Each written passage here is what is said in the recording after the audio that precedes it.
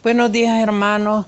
Estamos intentando porque la tecnología a los que ya nos agarró la tarde siempre nos está golpeando. Pero estamos intentando hacer este pequeño resumen que el profesor nos pidió. Y a mí me toca presentarles a ustedes en el misterio de la Santísima Trinidad, presentarles a la segunda persona, que es el Hijo, desde la eternidad. Vamos a pedirle al Señor que nos ayude. En el nombre del Padre, del Hijo y del Espíritu Santo. Amén. Creo en ti, Dios Padre. Creo en ti, Dios Hijo. Creo en ti, Dios Espíritu Santo. Pero aumentad mi fe. Espero en ti, Dios Padre. Espero en ti, Dios Hijo. Espero en ti, Dios Espíritu Santo. Pero aumentad mi esperanza. Te amo a ti, Dios Padre. Te amo a ti, Dios Hijo. Te amo a ti, Dios Espíritu Santo. Pero aumentad mi amor. Gloria al Padre, gloria al Hijo, gloria al Espíritu Santo. Gloria a la Santísima Trinidad, como era en el principio, ahora y siempre, por los siglos de los siglos. Amén. Hemos estado viendo en esta parte del curso que ha sido de consuelo para muchos de nosotros en medio de esta pandemia. Hemos estado viendo las preciosidades de la Mariología, la Cristología, la Misionología, y ahora estamos viendo lo que es la filosofía de la Santísima Trinidad, Dios uno y trino. Este misterio es el más sublime y al mismo tiempo el más profundo e incomprensible para la razón humana. Sin embargo, la fe nos enseña que el verdadero Dios es una Trinidad. En una sola naturaleza divina hay tres personas: el Padre, el Hijo y el Espíritu Santo. Aunque las palabras naturaleza y persona no se toman aquí en el sentido corriente del término, sino de acuerdo con el lenguaje filosófico, que es más preciso. La naturaleza o esencia de los seres es aquello que hace las cosas, que las cosas sean lo que son. Entonces el principio, la naturaleza de Dios, es aquello que lo hace ser lo que Él es. El santo, el puro, el limpio, el omnisciente, el omnipresente, el omnipotente, el inmenso, el que llena todas las galaxias y nos sumerge en esa gran masa de su amor, en esa gran fuerza de su amor. Ese Dios, esa es su naturaleza, esa es la persona que hoy vamos a tratar. Estas tres personas son coeternas. El Padre dice, al Padre se le atribuye el hecho de ser el Creador. El Hijo procede eternamente del Padre, engendrado por Él, asume la naturaleza humana y se le atribuye la redención. Y el Espíritu Santo es aquel que es enviado por el Padre y el Hijo, y que se le atribuye a Él la santificación. Entonces vamos a tratar de introducirnos en este misterio, hablando lo que el anexo que el profesor nos ha mandado y que dice así: el Hijo desde la eternidad.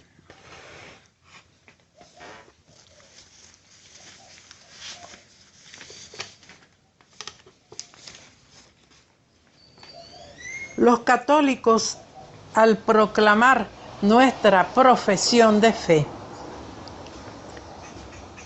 es decir, al anunciar el misterio del Dios nuestro, decimos: Jesucristo es el Hijo único de Dios, nacido del Padre antes de todos los siglos. ¿Qué nos indica estas palabras en la profesión de nuestra fe?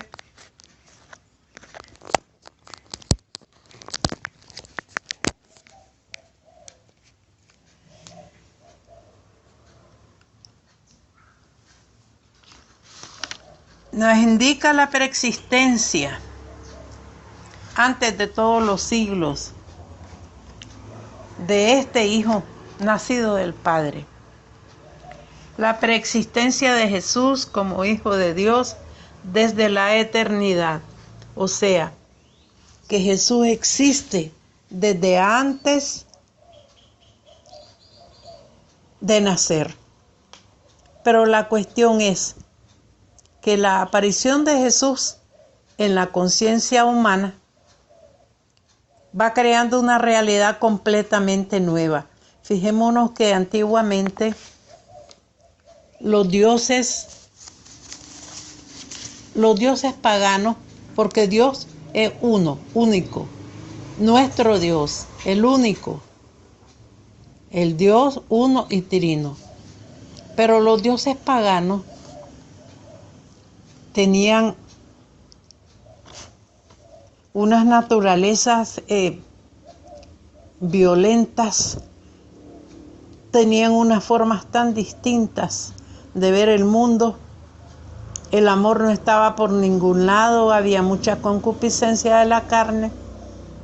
Y la aparición de Jesús crea en la conciencia de los hombres una realidad completamente nueva. La imagen nueva de un Dios. Por Cristo sabemos que desde la eternidad el Dios único de la fe de Israel tiene un Hijo, su palabra eterna, por la que fueron hechas todas las cosas. De esta palabra o logos nos dice San Juan que existía desde el principio y que la palabra era Dios. Juan 1, del 1 al 3. Todo esto escandalizó a los judíos y provocó su muerte sangrienta en el Calvario. Pero por otra parte, quedó claro que el único Dios verdadero, nuestro Dios, es familia. Vive en familia. Las profecías que inician en el protoevangelio en el Edén y siguen luego con las alianzas y la creación de Israel, pueblo de Dios, y van pasando por los profetas, llegan hasta Cristo mismo. En esas profecías se resume que Cristo sería el Hijo de Dios, como dice y confirma el Salmo 27.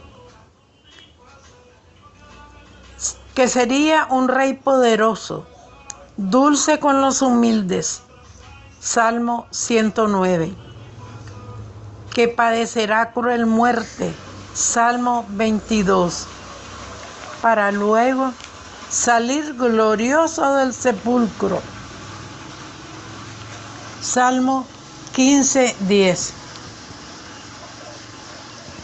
Cambia el panorama en la sociedad del naciente Nuevo Testamento. Se van un poco al traste todos aquellos conceptos de los dioses crueles, de los dioses que tenían relaciones con mujeres y tenían hijos que eran titanes o semidioses. Todo ese misterio de la sociedad del Antiguo Testamento cambia de panorama en el Nuevo Testamento. El misterio de Cristo es un testimonio divino y permanente de que Jesús es el Hijo de Dios, como nos afirma San Juan en el capítulo 20 y los versículos 30 y 31. Para este tiempo, ya en la naciente comunidad neotestamentaria, se daban luchas en la sociedad monoteísta y yavista, la que entendía que Jesús no era el Hijo único engendrado por Dios, sino que era alguien a quien Dios elige y confía una misión, un servicio. A este ser le llamaban el Cristo o el Mesías. Tengamos en cuenta que el modo de expresarse y de actuar de Jesús indica que tiene conciencia de una realidad completamente nueva a los pensamientos de la sociedad neotestamentaria. Cristo nos abre la comunicación con Dios. Él es el mismo Dios hecho hombre. Dios en el Antiguo Testamento se empeña en relacionarse con su pueblo, haciendo alianzas al modo humano. Se empeña con palabras en la historia de Israel.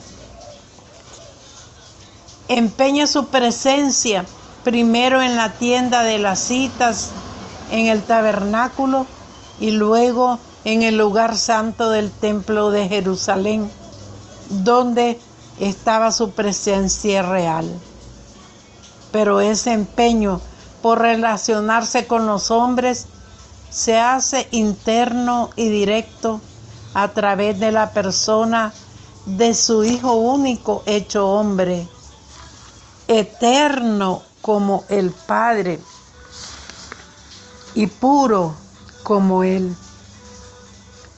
Cristo viene y mora real y verdaderamente en la Eucaristía y se vuelve conciencia del pueblo a partir de su encarnación en el seno purísimo de María la Virgen.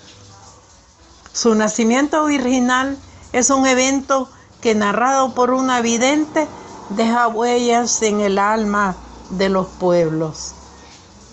Cristo es un fenómeno nuevo. Pero ¿desde cuándo surge esta relación entre Dios y Jesús?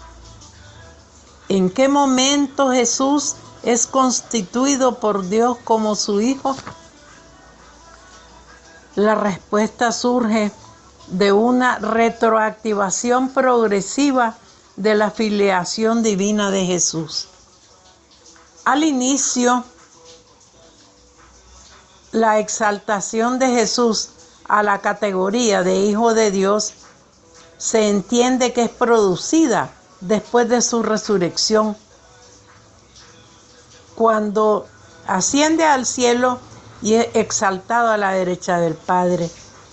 Pero a medida que pasa el tiempo, el pueblo medita, ora, reflexiona y recuerda acontecimientos importantes en la vida de Jesús.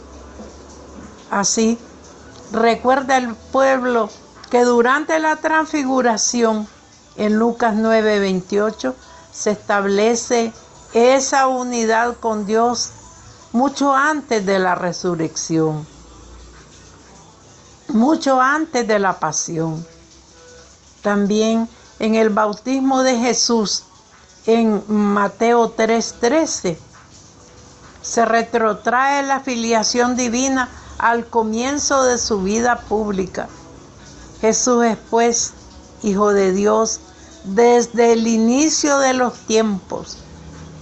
La evolución de términos nos hace pasar de una cristología ascendente, va de la pasión, muerte y resurrección. Y luego Jesús es exaltado, elevado, engrandecido, glorificado a la derecha del Padre. Pero ahora pasamos a una cristología descendente, de un Cristo que existe desde el inicio de los tiempos y es de condición divina y que desciende a la condición humana con su encarnación. Toma rostro humano y se hace uno como nosotros, igual en todo menos en el pecado. Tenemos testimonio de esto en un texto muy antiguo llamado Himno a Cristo de Filipenses 2:6-8. Dice este lindo himno cristológico: Él, que era de condición divina, no se aferró celoso a su igualdad con Dios, sino que se rebajó a sí mismo hasta ya no ser nada. Tomando la condición de esclavo, llegó a ser semejante a los hombres. Habiéndose comportado como hombre, se humilló y se hizo obediente hasta la muerte, y muerte en una cruz. Este himno cristológico es uno de los escritos más antiguos y que Pablo usa para demostrarnos la preexistencia de Cristo Jesús en Dios desde los siglos antiguos. Pablo utiliza numerosas fórmulas que exponen la idea de la preexistencia de Cristo. Por ejemplo, en Gálatas 4:4 nos dice: pero cuando llegó la plenitud de los tiempos, Dios envió a su Hijo, el cual nació de mujer y fue sometido a la ley. Eso ocurrió al llegar la plenitud de los tiempos, es decir, cuando ya los tiempos, las profecías se habían cumplido, cuando ya estaba todo listo para que el mundo conociera y comprendiera la persona y la misión de Jesús. En Romanos 8:3 dice: pero Dios envió a su propio Hijo, dándole la semejanza de esta carne sometida al pecado. Sin embargo, es en el Evangelio de San Juan donde se aplica de modo insistente la idea de la preexistencia de Jesús, en el prólogo de Juan 1 y en muchos otros versículos. Recordemos el prólogo de Juan 1. En el principio era Dios, y el Verbo era Dios, y el Verbo estaba con Dios, y el Verbo estaba frente a Dios. Juan está hablando del principio, del origen, de aquel tiempo que no se tiene ningún dato, porque es el inicio de Dios, que no sabemos cuándo tuvo inicio, si tuvo inicio en aquel momento. Ya estaba Cristo presente en su mente, y como vemos en Génesis 1, cuando Él creaba decía hagamos, hablando con su Hijo. En muchos pasajes del Nuevo Testamento se sostiene de forma firme y definitiva la existencia del Hijo de Dios desde la eternidad, mucho antes de su encarnación y mucho antes de su resurrección y ascensión al cielo. Debemos tener claro que en los tiempos en que nace el Nuevo Testamento, la idea de la preexistencia de Cristo flotaba ya en el ambiente y era apoyada por las concepciones históricas del momento. Una de esas teorías era la concepción judía de la sabiduría eterna de Dios. Otra de esas teorías era las concepciones apocalípticas del futuro Hijo del Hombre, que según ellos ya existía escondido en Dios. Este no era Cristo, no era el Hijo de Dios, sino el Hijo del Hombre. Un ser, un titán. Algunos dicen que era San Miguel Arcángel, otros dicen que era Isaías, otros Jeremías, otros que algunos de los profetas, pero definitivamente ellos sabían, intuían que había alguien, pero no sabían quién era. La tercera de estas corrientes o concepciones históricas era la teología rabínica de los rabinos, de los maestros, que enseñaba la preexistencia de un Mesías. Y la cuarta concepción era la concepción gnóstica sobre la preexistencia de las almas humanas, que caídas en pecado son retornadas al mundo de Dios por un protohombre divino. Estos gnósticos tienen una mezcolanza de creencias. Ellos creen que las almas ya existen.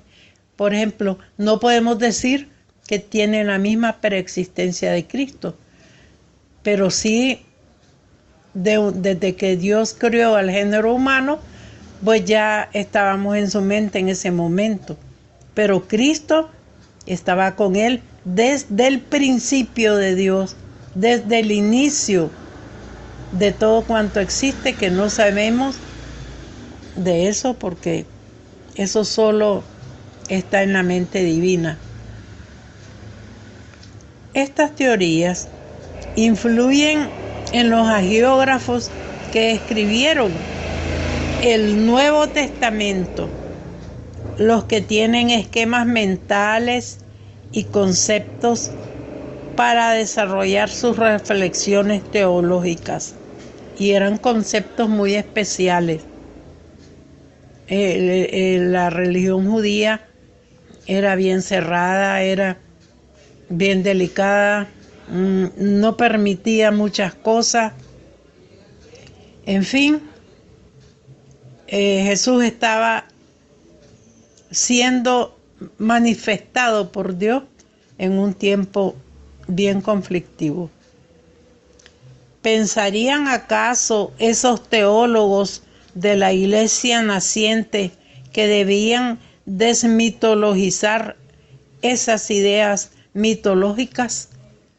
A algunos les parecían estas ideas como las ideas de las sirenas, como las ideas del dios del mar, de Saturno, de Apolo, que tenía muchos hijos, de Diana, de Ceres, de Artemisa, de todos esos dioses mitológicos. Pensaban los escritores del Nuevo Testamento que debían desmitologizar estas ideas mitológicas. La verdad es que los teólogos del catolicismo actual piensan que detrás de esas ideas rebuscadas hay verdades escondidas que deben considerarse válidas para estos tiempos. Si Dios se ha manifestado en Jesús de manera absoluta y total, si la revelación de Jesús como Dios es única e irrepetible, Jesús debió estar desde antes de todo lo que existe en el pensamiento de Dios, por lo que podemos afirmar que Jesús pertenece a la esencia eterna del mismo Dios. Con esta idea de la preexistencia de Jesús, se afirma que la relación Padre-Jesús no nace después de la glorificación y ascensión, y que no es un acontecimiento meramente mundano. Por el contrario, la relación de Jesús con Dios es trascendente. Va más allá del tiempo y del mundo material. Afecta a otra dimensión y podemos concluir que Jesús pertenece eternamente a la eterna esencia divina y que Dios ha estado desde siempre en Jesús y con Jesús. Con mucha seguridad, en Juan 1:16 se nos enseña que a Dios nadie lo ha visto jamás. El Hijo único que está en el seno del Padre nos lo ha dado a conocer. Y recordemos que en aquel pasaje en que Felipe, lleno de curiosidad, tal vez un poco confundido o que no entendía alguna parte de las enseñanzas de su maestro que les estaba enseñando, le dice al Señor Jesús: Señor, muéstranos al Padre. Y le dice el Señor Jesús: caramba, Felipe, tanto tiempo de estar conmigo y no me conocéis. El que me ha visto a mí, ya ha visto al Padre. Porque yo y el Padre somos una misma cosa. Entonces, hermanos, ¿qué nos queda? Seguir luchando, como dice Pablo, contra el aguijón, para poder entender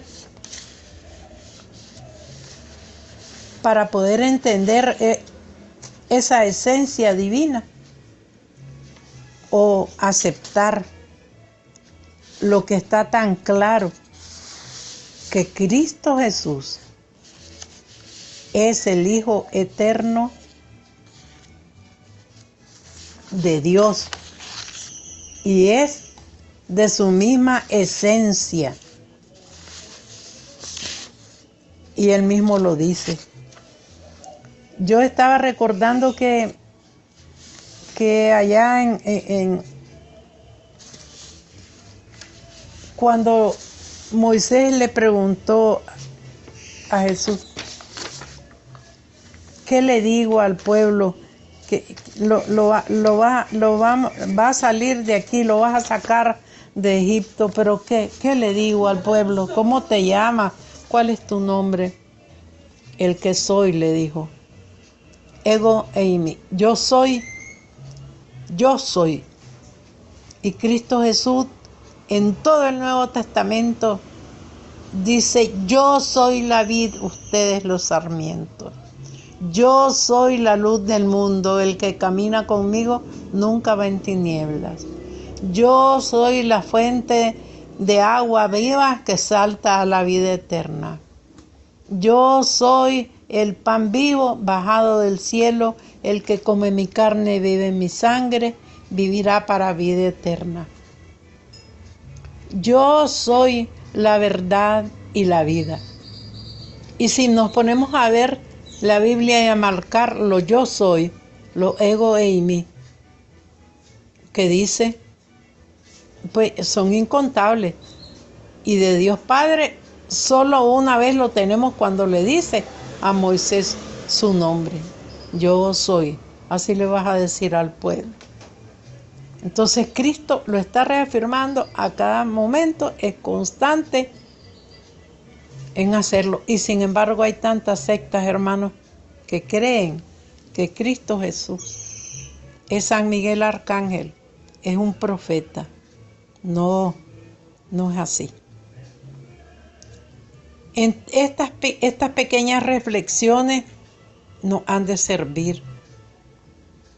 Yo tengo un glosario de palabras, de bonitas palabras, aquí en el folleto que precisamente nos dio el profesor, donde tenemos palabras como la inhabitación de la Trinidad Santa en nosotros, que si explicada en palabras sencillas quiere decir la inhabitación es la presencia de las tres divinas personas de forma casi